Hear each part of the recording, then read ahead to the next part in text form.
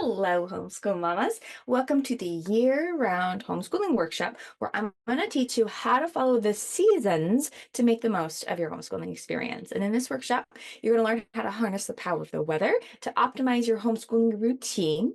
I'm going to talk a little bit about the importance of play, prioritizing play in your homeschooling lifestyle. I'm going to teach how to follow the seasons to help you get ahead academically, and then just sharing some practical tips for creating a flexible and dynamic homeschooling environment that adapts to seasonal changes.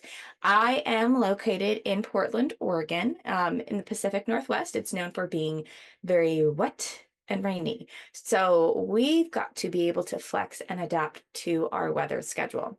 Now, whether you are a seasoned homeschooler living in Arizona or you're brand new and you're living in New York, right? This workshop is going to provide you with valuable insights and inspiration to make the most of every season in your area for your homeschooling experience. Now, if we've never met before, my name is Amanda Schenkenberger, and I empower homeschool moms to calm the chaos and confidently homeschool so that we can blend rigorous academics with joyful learning and connection. I leverage my own experience as a homeschooled individual and homeschooling mom of four inside my program at Homeschool Family Legacy. And I coach other moms to educate curious minds and cultivate courageous spirits. Now, before we jump into the workshop, I want to share a personal note. You might know it's a bit of a running joke that homeschool kids don't know grade they're in. And there's a variety of reasons for that. Those silly kids, when they meet those new people, oh, what grade are you in? And they're like, I don't know. Okay. So while there's a lot of reasons why homeschool kids don't know what grade they're in, for my kids, it's because we take this year-round homeschooling approach. And there are just certain curriculum that we don't stop doing because it's summer or our off season. So based on age, my kids this summer, they would have completed fifth grade, third grade, and second grade, and then not started kindergarten until fall 2025. But what I really have is a seventh grader, a fifth grader, a fourth grader, and a kindergartner. So that's just part of the joys of homeschooling and how we do things a little bit differently. Now, let's talk first about how to define year-round homeschooling. In case you didn't know this, it's important for you to have this context because I actually didn't know this. I was homeschooled and then I'd homeschooled my children for a while. And I didn't even know about the four core subjects. So I just want to share them with you real quick. There's language arts, which often we'll call English, math, science, and social studies.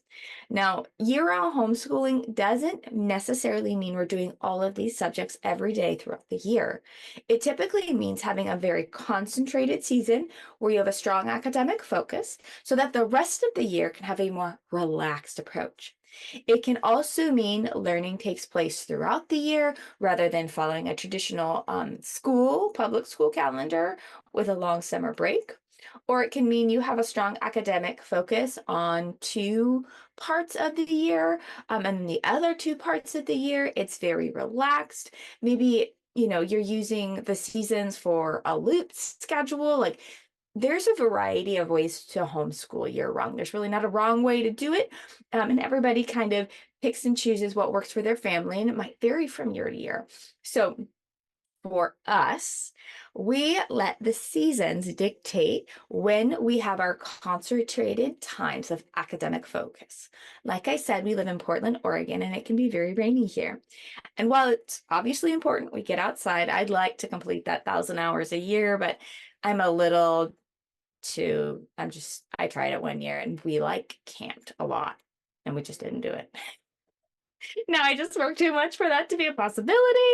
Um, it's important to get outside. If you could do 1,000 hours, high five, more power to you. But during these seasons, the rainy season in our area, we aren't planning any day trips or extended outings during the late fall through early spring. Except the occasional good weather random day that we could head to the beach or the mountains because we'll have one of those every now and then. But we like to travel, so we don't plan anything usually from late fall to early spring. Um, and we typically don't take vacations. Sometimes we'll go visit family during the holidays, but because of the distance and how the weather can be in between here and there, it can be really dicey. It can be icy, it can be snowy, it can be a mix, so we usually stick around our area during that season of late fall to early spring. Now, in that season for us, we are diligently working on school 4 days a week. And our school days are a little bit longer, maybe 2 to 3 hours, covering all 4 subjects with my 3 oldest boys. I mean, even the boy who's 7, I mean, we're doing 2 at least, sometimes 3. If you want to include his like wanting to draw social studies, then we do all 4, but he really enjoys drawing. So I'm not sitting there teaching them. He's just enjoying it. There's no curriculum with that. So 3 or 4 subjects. Um, but we typically also commit to like an indoor sport. And this year it's been jujitsu. So besides longer school days, my kids are reading a lot. They're building a lot, whether with Legos or magnet tiles, circuit boards, or they're also playing. So with being stuck inside and doing school for, a limited number of hours, what do we do for the rest of the day? And this is where I let my kids play. Now, if you've been homeschooling for, any length of time, you can't do like an 8-hour school day. That would make everybody miserable. It'd make me miserable. If you have a larger group, like a larger group of your own children, it might take you 5 hours. Like if you've got 6 kids, it might take you 5 hours to homeschool all of them, but they're not all homeschooling for 5 hours a day. Okay. So what we do with the rest of our day, outside of what I've already listed, is play. And I highly emphasize play because it's our culture has lost it, but it is really crucial for our child's overall development and well-being. So play promotes social emotional development. Play helps kids develop the important social and emotional skills such as cooperation, sharing, empathy, and self-regulation.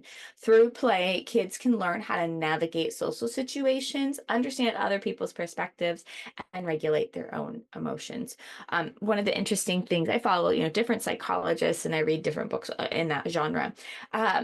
And overwhelmingly, when a kid is having a hard time, the psychologist or psychiatrist or counselor, or whoever you're working with, OT, will suggest like prescribe play as it's literally a prescription. And it's a certain kind of play that's unstructured, and it's the parent typically just following the child's lead and being interactive with them to help the child literally process their internal world and their emotions out through their toys. It's incredible for their social emotional development.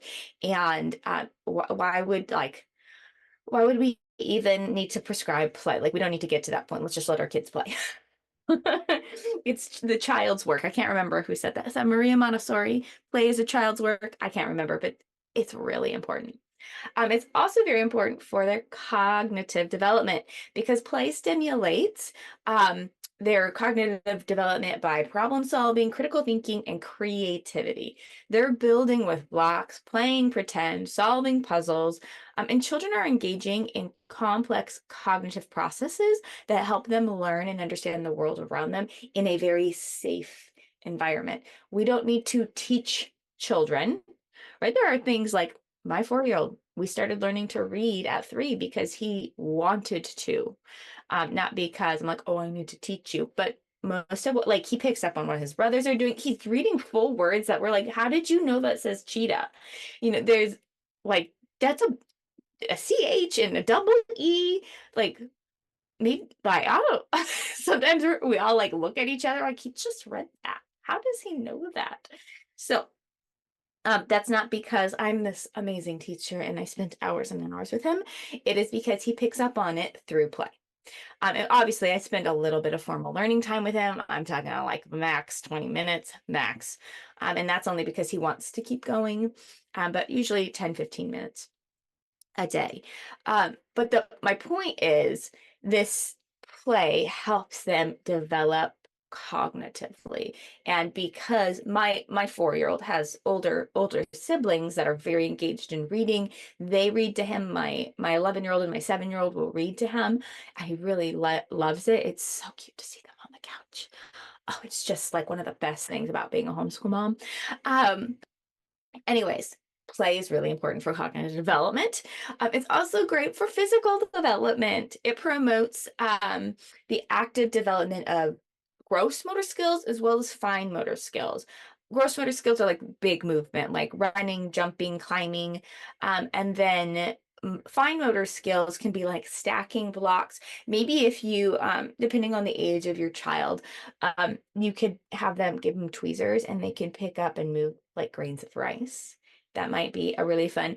I remember my second son, as he was a toddler, he had this fascination to take off the wrapper of all of our crayons. And initially I was like, ah, but then I was like, why do I care? Um, Sometimes we got to talk to ourselves like that as homeschool moms. Um, but he was developing some fine motor skills that's the way his brain was doing it. It was just so interesting. I just remember him sitting in his aunt's lap and she just kept handing him crayons and he'd just peel them off. It was great. So it's really important that we give them that freedom to develop gross and fine motor skills because it also helps them develop strength and coordination and control, right? And there's so many things I could say here on the spectrum of our kids' bodily control, and I will keep myself quiet and on point. Finally, play also helps our children in their language development because it gives them the opportunity to practice. Whether they're engaging, it's pretend play or it's storytelling, it's so powerful if we can help our kids understand how to tell a good story. And when they're young, the best way to do that is by modeling it and reading them good stories to have a good story arc. And that way, when they go to tell their own stories, they already have a model that they've been listening to. And then when you transition that to writing, they can write a good story. So there's language development is so important. This is just play. This is literally just play. So kids learn through play, needless to say. And I think culturally, we've robbed them of this because we feel the need to keep them busy. Oh my goodness, we do not say at my house, I'm bored. If you're bored, I will find a job for you to do, and you won't like it because it's going to be scrubbing something. And sometimes we do that anyways because we got to do spring cleaning or whatever. But we do not say I'm bored. If you find yourself idle and you need something to do, because sometimes kids just need to rest. I don't have a problem with that. But if you're like, I'm bored, you don't come tell me you're bored. You come ask me what you can do. Or you say, hey, can I do this or this? You be a solution problem solver. Okay, you don't come whine at me with your bored. And parents don't want to hear that. They don't want to hear it. My kid is bored. And sometimes when kids get bored and they haven't been given that gift for a long period of time, they get themselves into trouble. And so that's why parents feel the need to keep them busy. But then there's just not this period of rest or like any space for reflection. Like I love it when my kids are just like staring out the window or like sitting and you can kind of see them staring off into space. Not that they do that all the time, but I can tell they're reflecting. And that's really, really important. And sometimes kids reflect internally. I have one kid who's very self-smart. That's how he reflects. But sometimes kids need somebody to bounce their internal reflections off of. And so that's where you can come in and be a friend to them. And it's just really beautiful. But that's not going to happen if you have so many things to get to. Don't rob them and don't rob yourself of this amazing piece of reflection and boredom and play and all these things that can come in. Don't do that. Because I think one of the things we've bought into this lie is that a busy schedule means a full satisfied life. And then you talk to these parents who have full schedules and they are disconnected and overwhelmed. So as homeschool families, I've seen us fall into this trap.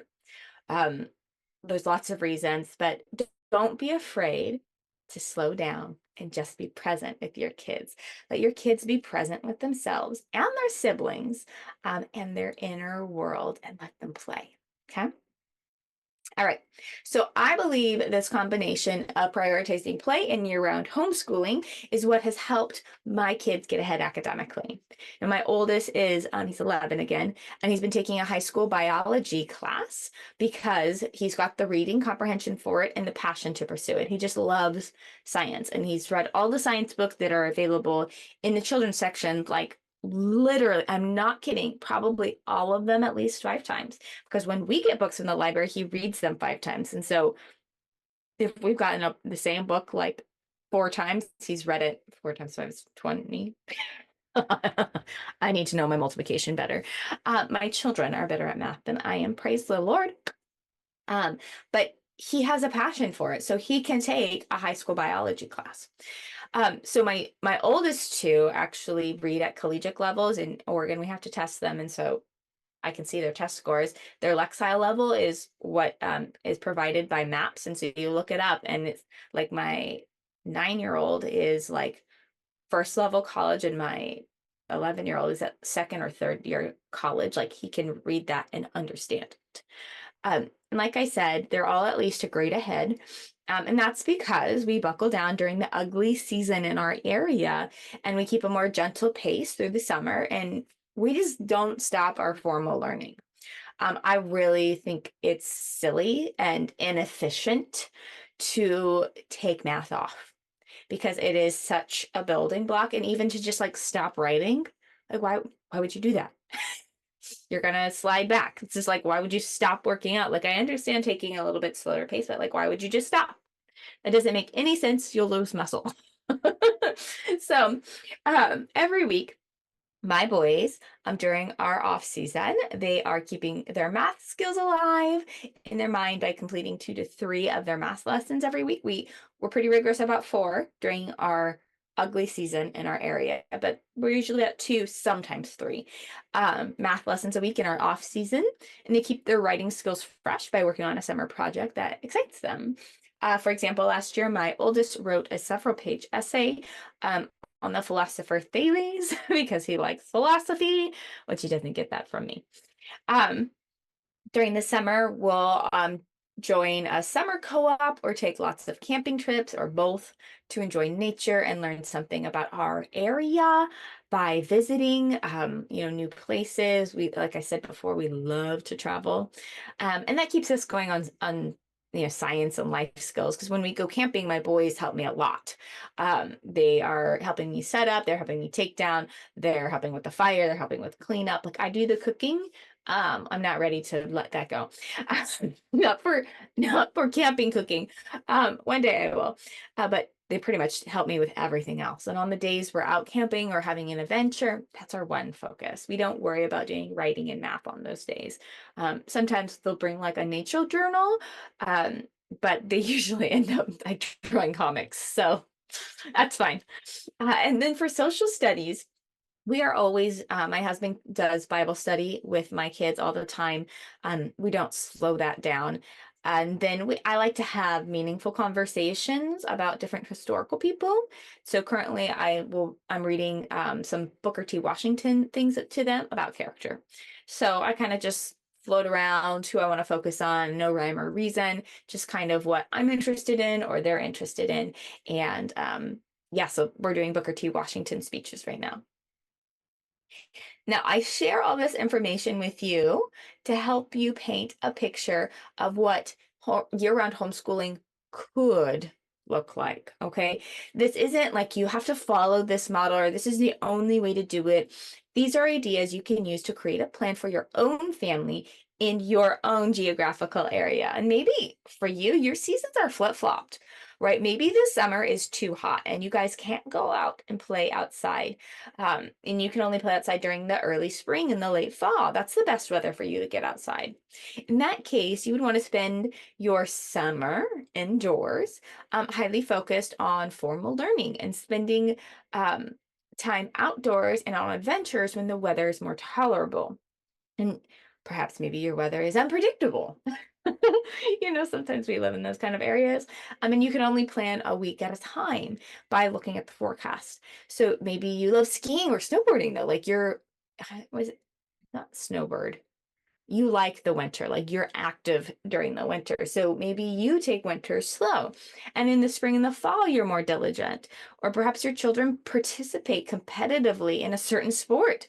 And during that time of year when the sport is active, you slow down on the academics so you can ramp up on practice.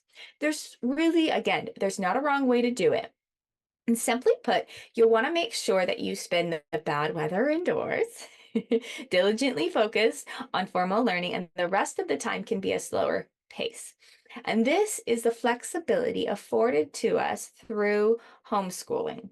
And the cool thing about this is we can still get ahead academically with this model, and it doesn't actually put us behind. There's no summer slide with knowledge, so we're not spending 6 weeks reviewing what they learned last year. So number one, this saves you 6 weeks of review. And we are completing formal learning more efficiently than they do in public school. All right. So the year, probably know, the year contains 52 weeks. And if we plan for 150 lessons during the school year for 2 subjects like math and language arts, then we can have formal learning time for a couple of hours, 4 days a week. And that's 30 weeks out of the year. And then we still have 22 weeks left. That's a lot of weeks. So if we spend another 15 weeks only doing 2 lessons a week, that gives us 42 weeks, and we're still completely free 7 weeks of the year.